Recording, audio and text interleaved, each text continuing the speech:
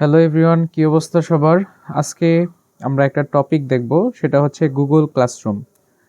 কিভাবে গুগল ক্লাসরুমে আমরা জয়েন করব এবং আমাদের অ্যাসাইনমেন্ট বা আমাদের যে টাস্কগুলো থাকে সেগুলো আমরা কিভাবে সাবমিট করব সেটা দেখব। তো গুগল ক্লাসরুমে জয়েন করার আগে আপনাদের সবাইকে গুগল ক্লাসরুমের একটা লিংক দেওয়া হবে।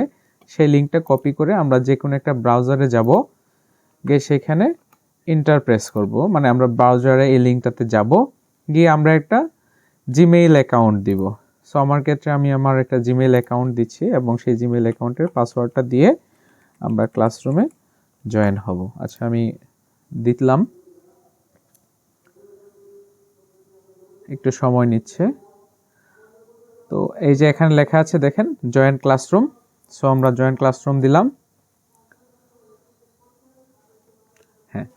জয়েন ক্লাসরুম দেওয়ার সাথে সাথে আমরা একটা ক্লাসরুমে জয়েন করে ফেললাম। এখন কথা হচ্ছে, আমরা আমাদের ক্লাসরুমে আমাদের প্রজেক্ট বা অ্যাসাইনমেন্টগুলা কিভাবে সাবমিট করতে পারি। তো সেটার জন্য আমরা হচ্ছে গিয়ে সরাসরি এখানে আমাদের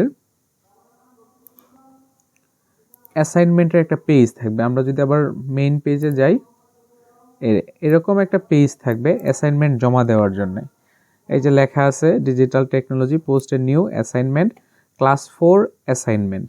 তো আমার ক্ষেত্রে আমি ক্লাস 4 অ্যাসাইনমেন্ট লিখলাম। আপনাদের ক্ষেত্রে সেটার নাম চেঞ্জ হতে পারে, বা প্রতিদিনই যখন নতুন নতুন অ্যাসাইনমেন্ট প্রজেক্ট আসবে এই নামটা চেঞ্জ হবে, কিন্তু মূলত এরকম একটা ইন্টারফেস থাকবে যেটাতে আমরা ক্লিক করব।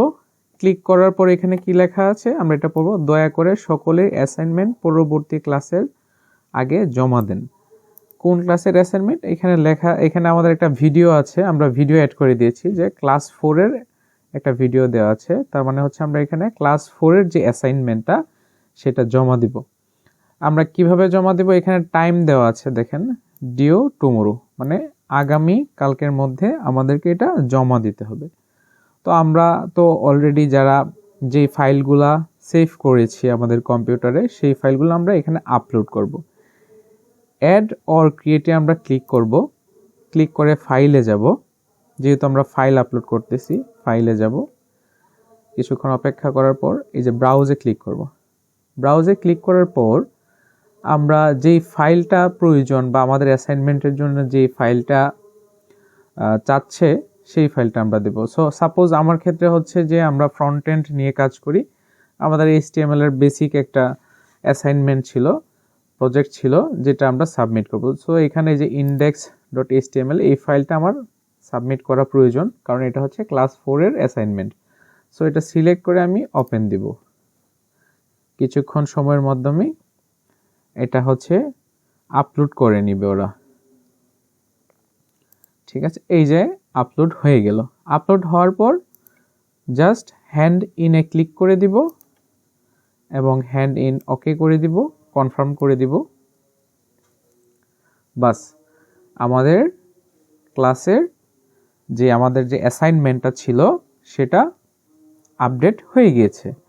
এখন এটা আপডেট করার পর আমরা যদি চাই এই ক্লাসটার উপর কোনো রিভিউ বা কোনো কমেন্টস, বা আমরা যদি শুধু এটাও লিখে দিই যে আপডেট করা হয়ে গেছে, ডান ডান, জাস্ট আমরা ডান লিখে আমরা প্রেস করে দিব।